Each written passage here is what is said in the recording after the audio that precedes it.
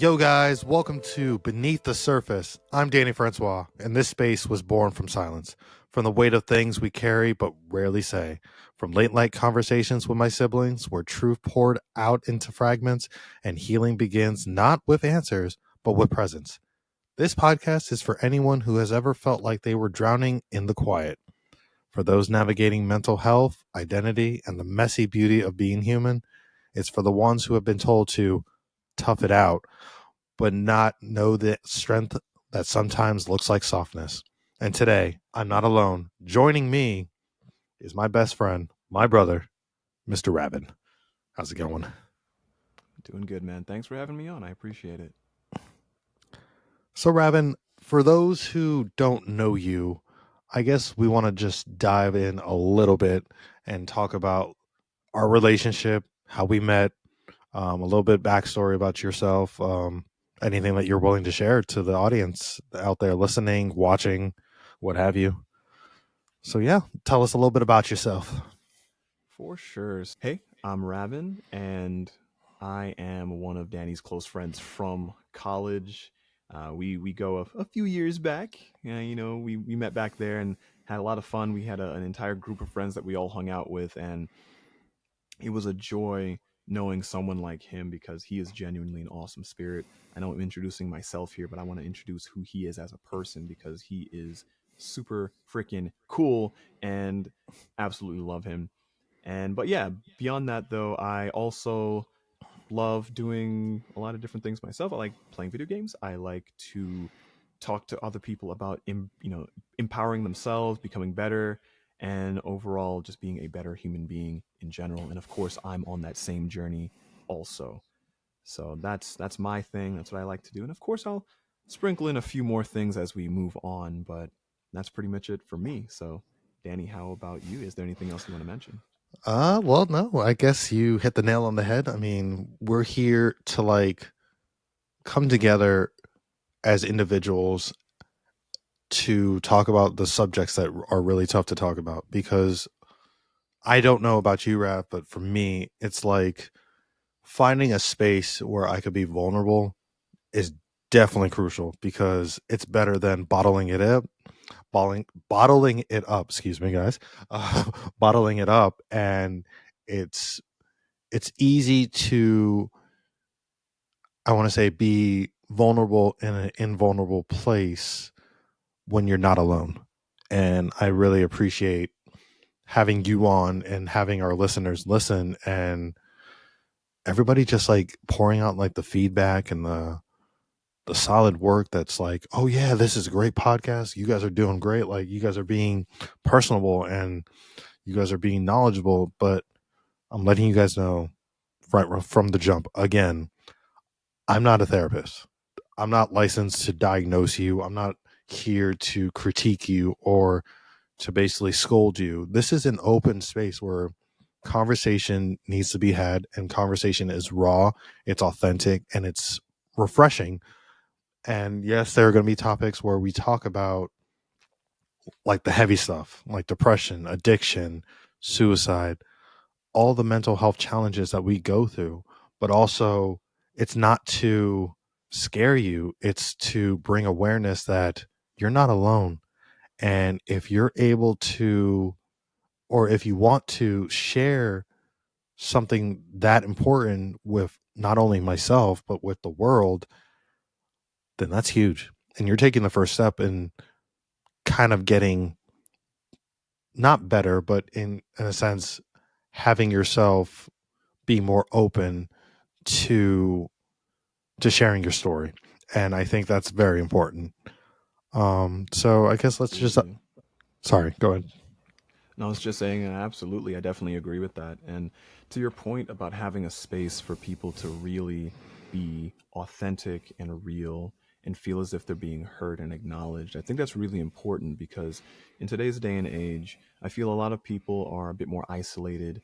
They feel as if they can't really talk about the issues that they're going through, either for fear of being ridiculed or just plain not understood.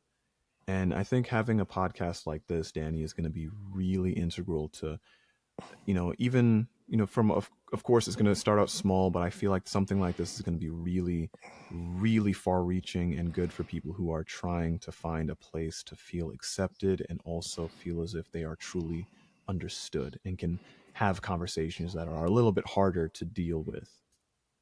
No, I 100% agree with you. And I think a lot of people I know when I first brought up the new name of Beneath the Surface, people were just like, why Beneath the Surface? What, what stood you from that name? Like, there was 1,000 names. Trust me, there was 1,000 names. But I think Beneath the Surface would be something that resonates with me because it's not only what you're looking at the top level of certain things, but it's what's unfolded and what keeps going. Because when you're just looking at it, you're just like, I don't know what this is. Like, I'm just gonna dip my toes in. Like, I don't know. Like, it's just like warm. Is this not like this, that, and the other? But once you dive in, you're hooked, and you're just like, oh, this is what it's all about. And I was worried for nothing. All right, might as well. Let's dive in because not only that, that's where real stories live. The ones we whisper, the ones we hide, the ones we're finally ready to open up and speak about. That's what's important.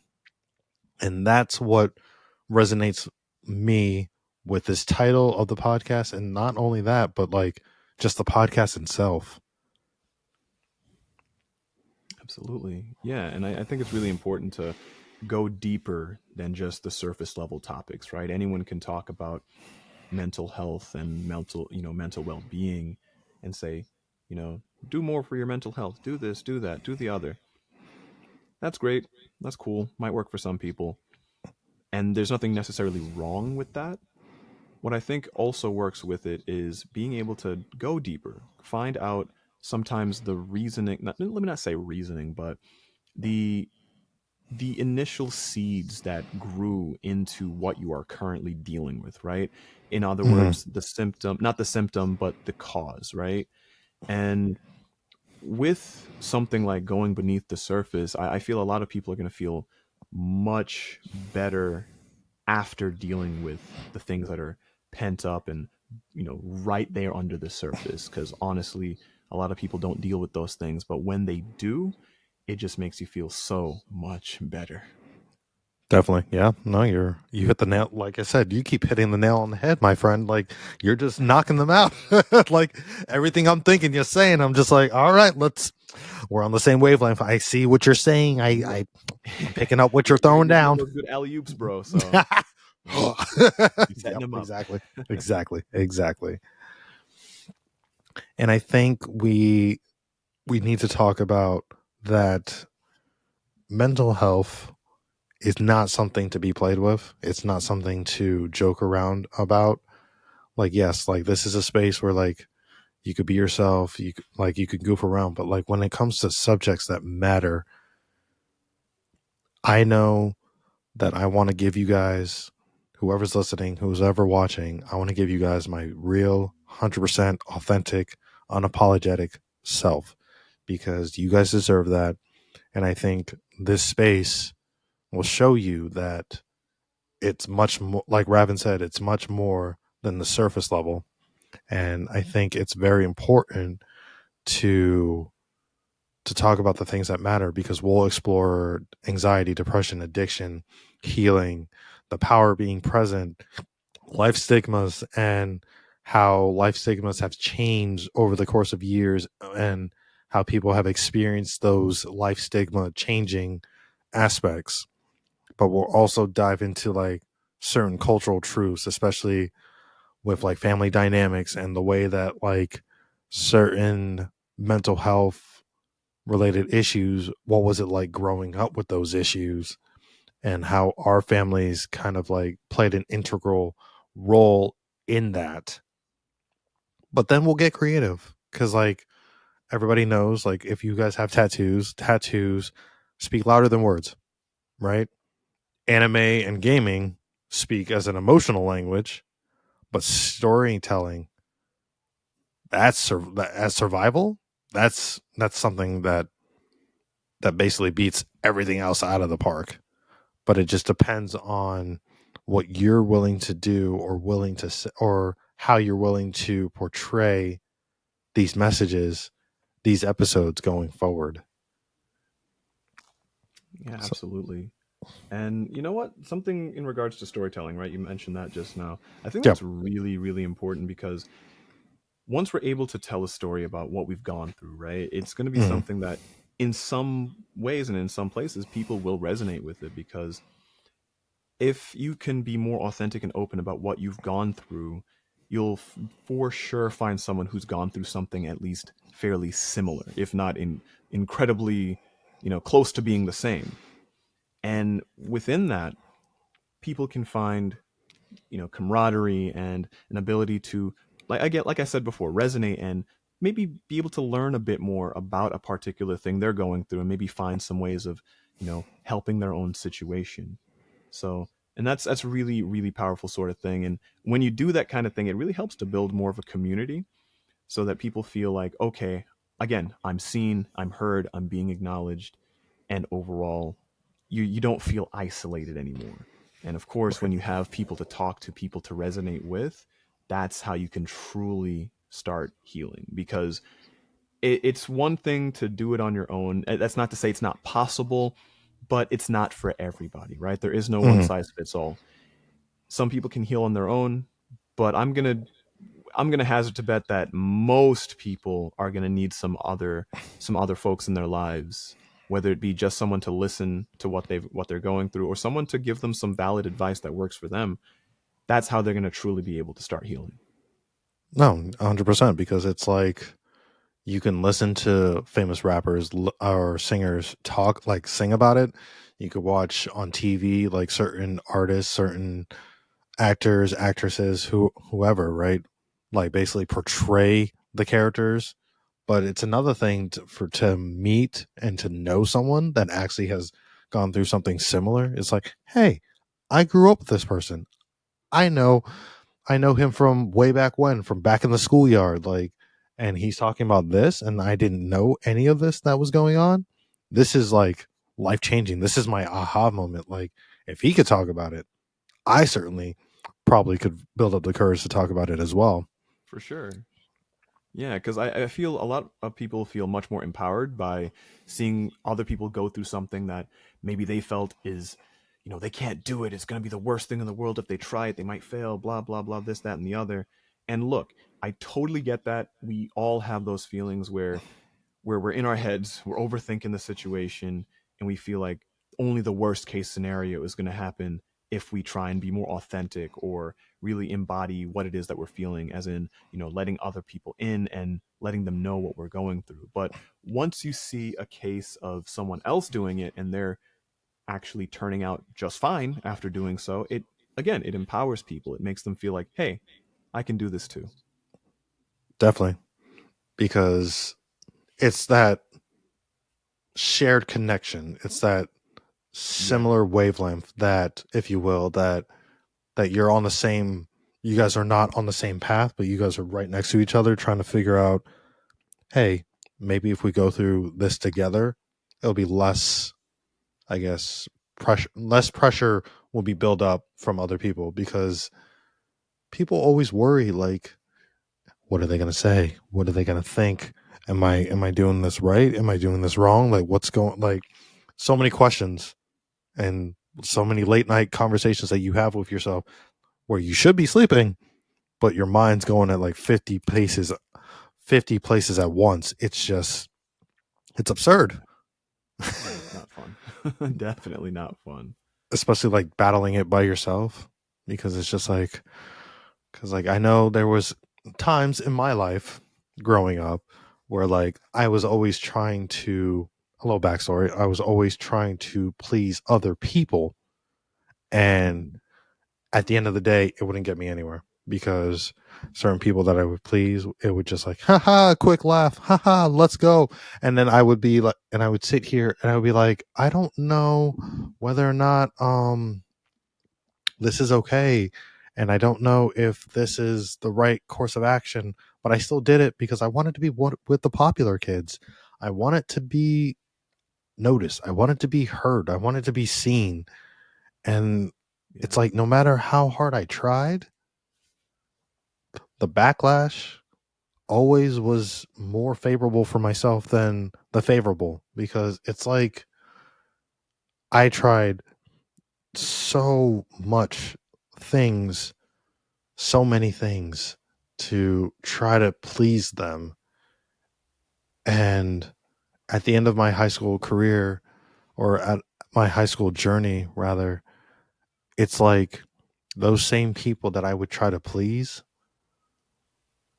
it didn't matter, because after 4 years, I'm not going to see these people again. What, I'm Mm-hmm. probably going to, I may see them at a high school reunion, if that, maybe. But most cases, no, I probably won't see them. I mean, and then half of the time, like, I have their numbers, I could call them, but then they're just like, who's this again? Who are you? Oh, you're from high school? Yeah, no, I don't remember that. Like, there, it's a passing time, because it's like you're being put into this bucket where you go to school, you do 4 years, and then you graduate. If you make friends, great. That's amazing. That's like your social butterflyness coming in fruition. That's perfect. But half of the time, you go to school for 4 years, you get your diploma, and then you try to look back and you try to remember these people, and you're just like, I vaguely remember you, maybe. And then you squint your eyes and you're like, I don't know, maybe this is the person I'm thinking of. And then you're like, nope, it's an entirely new person. I don't know this person at all. So it's Yeah. hard. It's hard to differentiate between the two, but as long as you're willing to know that if you go to school for 4 years, you get your diploma, yes, you're going to meet friends. That's fine. But you also have to realize that you're putting yourself first, and you're still doing things for yourself as well as being a social butterfly, the best of both worlds. Then maybe that's the better approach, because then you're not necessarily setting yourself up for failure, but you're also giving yourself that low expectation where, like, if this happens and if something becomes like positive with like becoming friends and being like those friends where like you're friends with them indefinitely, you're at their wedding, you're their significant, you're like their best man or best woman or your bridesmaid or your maid of honor or what have you, and you're still like seeing them like from way little to when you guys grow old, and you guys like, this is my grandson, this is my granddaughter, like we're best friends, we've been here forever. But like it's like one of those things, like even though you have that relationship and you build upon it and you keep it going and you guys keep communicating and you guys are keep checking in on each other, that's what matters. It's not about the quantity of friends that you had in high school. It's not about the quantity of friends you had in college. It's about the quality, because Absolutely. those people that you have quality relationships with and quality time with, I'm pretty sure I would bet my money or my bottom dollar for that, what have you. I bet that is much more important than the amount of people that I so called counted on as friends in high school. Because at the end of the day, if you pick up that phone and if you need someone, I'm going to look for the quality of friends versus the quantity. I may have 1,000 friends on Facebook or on social media or what have you, but I could count on five, maybe 10. That's not a lot. Yeah. Does that bother me? Sure, it bothers anybody. I get it. Whatever. But am I really concerned? No, not at all. Because I know out of the 1,000 people that I have, 10 people will still get my back. 10 people will still answer that phone call and ask to check on me and see where I'm at, because that's what matters. But I feel like I'm on a tangent. So, and I have to engage my fellow host, my fellow guest, to see his input about this. But that's where I'm at Yeah, I in my totally life, agree with that, man. and I think growing up and becoming who I am as a person after high school and after college, and basically getting my big boy job and getting married, having a daughter, I think it changes you, or it realigns certain things that are important. I'm going to go with that. It realigns things because it shows you what's important, what really matters. And right now, right here, I think this part, this day, this moment, this matters. But Ravin, what do you think? What's your perspective about all of this? So, to your point about people pleasing, right? You said that was Mm, a major part of your high school life. yes. And what I'm about to say is not me coming from like a, holier than thou sort of position, because I'm the kind of person who did the same thing in Mm, college as well.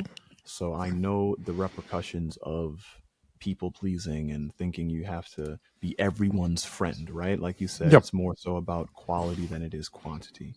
Mm, And what I want to bring forward is a little quote, which is essentially, don't look for validation from people who you probably wouldn't want to, you know, switch lives with.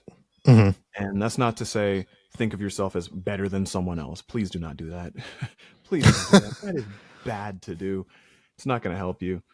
But what it's meant to get you to think about is, well, you're living your life, you're doing your own thing.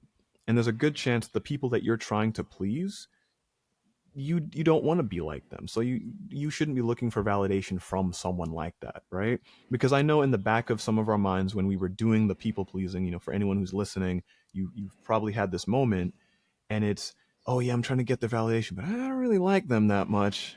I don't really vibe with who they are as a person. Well, then don't look for their validation. Don't look for, you know it's like saying, oh, I can't wait for this criminal to think I'm a cool person. Like, wait, what? Like, I know that's an extreme but example of it, but still, yeah. you wouldn't go to someone who you, let me not say look down upon, but someone who you do not resonate with on like a moral level or a whatever level it is. If you don't resonate with that person, don't look for validation from them. Focus more on the people who are genuine, who are authentic, who are real, the people who you were with for days on end or weeks on end or years, and they had your back when they could, Yep. right? They weren't looking to pull from you all the time. They were willing to feed into you. They were willing to, to pour into you.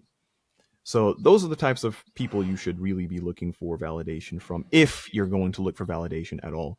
I would personally say, care more about validating yourself than trying to get it from other people. And this means, and I mean this from the perspective of positive and negative, Mm, because now I'm going to take a little tangent here, is when when people when they feed too heavily into what other people think of them, whether it is positive or negative, you're essentially overriding your own perception of self. mm, If you're saying, "Oh, everyone hypes me up for this," then, oh, I must be this. I have to be that all the time so I can get their validation. Which means you're going to end up doing things that may be completely out of character just to feed in to their perspective. They said you're the best at this, so you have to do this. So, oh, of course I have to kind of maybe cut corners here or do this little seedy thing so I can still be seen as that by them. And in general, it's just going to be a bad thing for you because you're not living authentically. You're not being yourself. And then, of course, on the other side, where people are saying negative things about you, you don't want to feed into that. You don't want to be trying to prove to them, like, no, I'm not that bad thing that you think I am. I'm not that. Look, you shouldn't care so much about them. You really shouldn't. And that's just back to my point, like I was saying, validate yourself. Look internally, think of reasons why you're amazing, why you're a good person, and don't try and pull that from other people. Don't try and get that proven by other people, right? Because at the end of the day, we come into this world alone, we leave this world alone.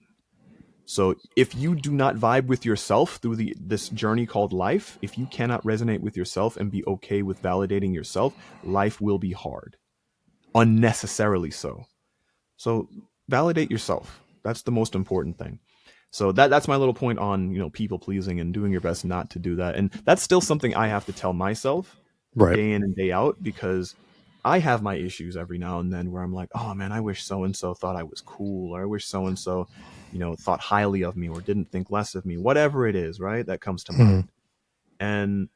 And again, like I said, this isn't me, coming off as, holier than that. I go through the exact same stuff. So it's a hard journey. Like the solution, what I just provided there, is simple in essence, but hard in execution. Of course. So do your best to learn how to validate yourself. I don't have any specific techniques as of right now, um, but if you can find anything that works for you to help you recognize yourself as being a good person, like maybe do some affirmations. I think that would be a good one. Like do some Yep. affirmations to be like, okay, this is who I truly am. And I don't mean just like empty affirmations where you're like, I'm this, I'm that. No, find things from your past and also what you've been doing recently, and specifically good things that you've been doing, right? Like an Mhm. accomplishment that you made. And you're like, okay, well, I did that, right? So use that to hype yourself up. And I think honestly, from that, you'd feel a lot better about who you are as a person, and you're not going to really be looking for validation from other people all that much. So, talking about this, I want to dive in just a little bit, if you will. Dive in with me, Rav, to beneath the surface. Of course, Um, of course. What else do you? so I think I want to know, and I don't know if listeners want to know this too, but you did touch upon how you were like this or similar to what I went through in high school. Do you want to share with the listeners, the viewers, what exactly like high level or low level, whichever you feel comfortable with? Do you mind sharing how similar of a situation that you had growing up about being a people pleaser or trying to please other people? Like maybe you're a little backstory about that, if you would, if you're willing to share. Yeah, so there's a lot that goes into it, a lot more than I think we would have time to be able to really encompass all of it in. Hmm. But let me just jump to a time that really stands out for me, and that was what I mentioned before, which was college. And during that time, when you get to college, you're now interacting with a lot of different people, especially if you're maybe living on campus, which is what I was doing. And Hmm. so you get to see a very diverse set of people, and in a multiplicity of different ways. People who think differently from you, look differently from you, dress differently, all of that kind of stuff, right? But for me, it was more so on the behavioral side, like people who thought differently, behaved differently than what I was used to, especially when I was in high school. Now, a little bit of context: when I was in high school, I was very much I'll say a wild child, but not in the way where I'm getting in trouble all the time or anything Yeah, like that. yeah, But just of course. wild, where my friends were like, "This guy might have to be put in an asylum, just maybe."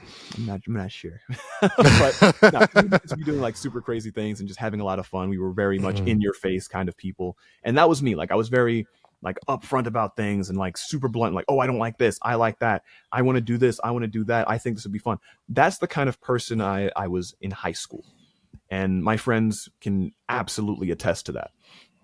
Now, when I got to college, though, it it changed up a bit, because I noticed that when I was hanging out with certain people, they weren't as maybe strong-headed about certain things. They didn't like being, told things bluntly. They didn't like being, you know, if I say like, "Oh, I don't necessarily like this thing that they like," they maybe take offense to it, right? And I'm thinking, to me, logically, I'm like, why are you taking offense? I just don't like the thing. What does that have to do with you? Like, don't take it personally.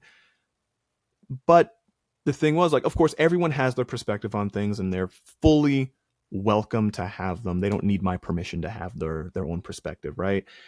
And it was just that I wasn't used to that sort of thing, because a lot of people were very different in how they went about things than I did back in high school. So what I found myself doing was, because I'm the type of person who I like harmony more than I like chaos, I would I would kind of pull back a little bit and be like, okay, well, let me not do this so that this person feels better about themselves, or they don't feel as jarred by what I'm saying or what I'm doing. Now, to a degree, small caveat here, to a degree, that is okay to do as long as you are not compromising who you are authentically. Now, the problem there when I was in college was I was compromising myself. I was compromising who I truly was to please other people, to appease them and make them feel good about themselves. Essentially, dimming my light so they can feel like they're shining brightly. And man, that took a toll on me. It really did. To the point where there were some instances where I was resenting people because I thought, oh, well, I have to be like this around them. This is their fault and blah, blah, blah, blah, blah. Now, at the end of the day, keep this in mind. It is a choice to do that sort of thing. Regardless of who you are making a choice to people please. I'm not saying you're doing it for an invalid reason. I'm not trying to invalidate your reasoning behind it, but I'm just saying that it is a choice. So I made that choice and I was blaming other people for the choice I made. And that's, of course, not cool to do. You don't want to resent other people for something that you did personally. Right. So, what I had to come to terms with was, and this was more so after I'd left college, I had to kind of come to terms with the fact that I made that choice to people please, and it unfortunately had a detrimental effect on me outside of college, where I became a lot more subdued. I wasn't as rambunctious and bombastic as I used to be. And Hmm. it was very evident to my friends who knew me in high school, because I actually did hang out with them a lot when I was in college.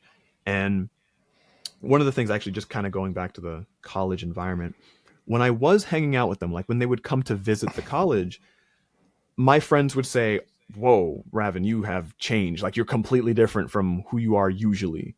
And I knew it was true because I knew I was conscious of the fact that I was changing up around the people at the college I was at to appease them and make them feel comfortable. And then when I was with my high school friends, I changed things up.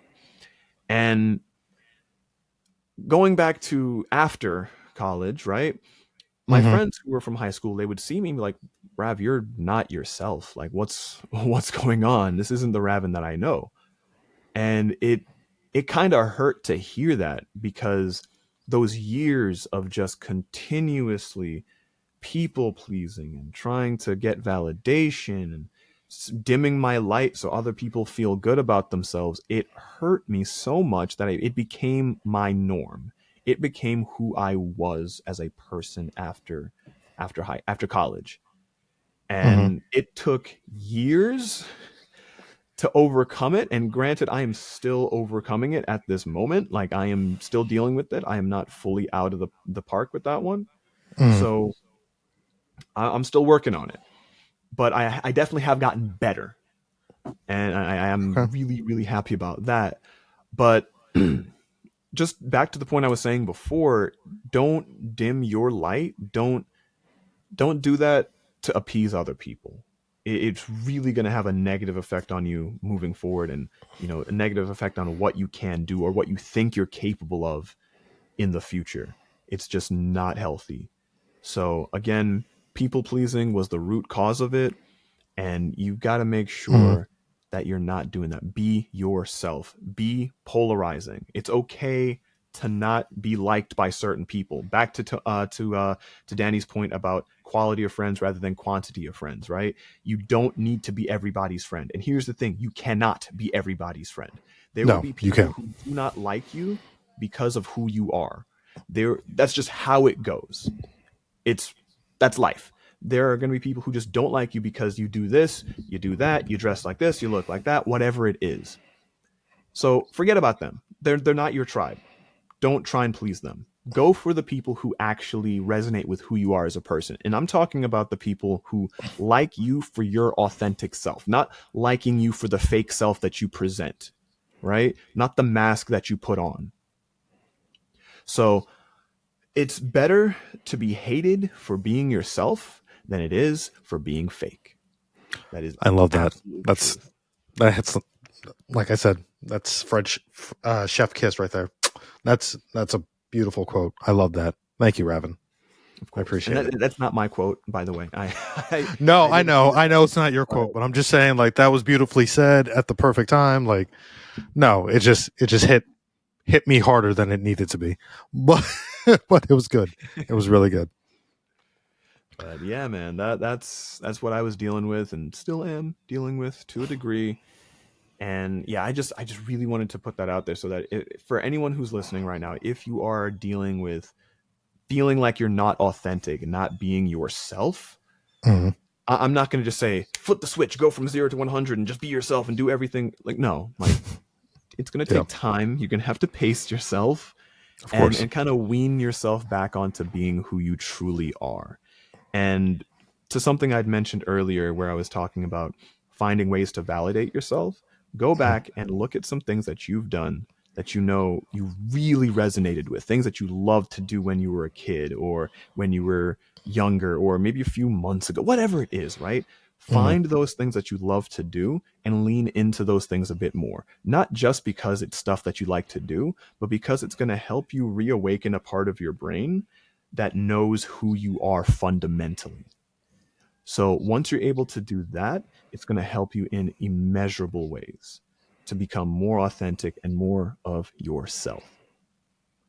Beautifully And said. just don't be afraid to be yourself. Just it's okay. Be you. Yeah, because everyone else is taken. That's a So quote true. that that's a quote that I remember. It's be you because everybody else is taken. That Love is it. it. But yeah, but moving on, I just want to and Ravin, thank you again for sharing your story. However brief or long it was, it doesn't matter. But thank you so much for sharing it. But remember, for all those who's listening, this isn't therapy, but it's therapeutic. It's not perfect, but it's real.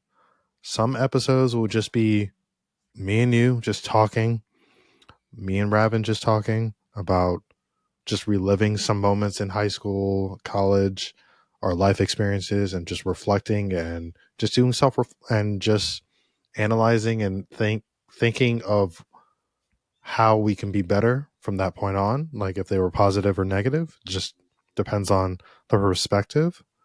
But other times, it's just we're gonna have guests here who talk about like addiction, suicide, neurodivergencies, neurosciences, just whatever they're going through, and they just want to be heard and finally seen and understood and acknowledged.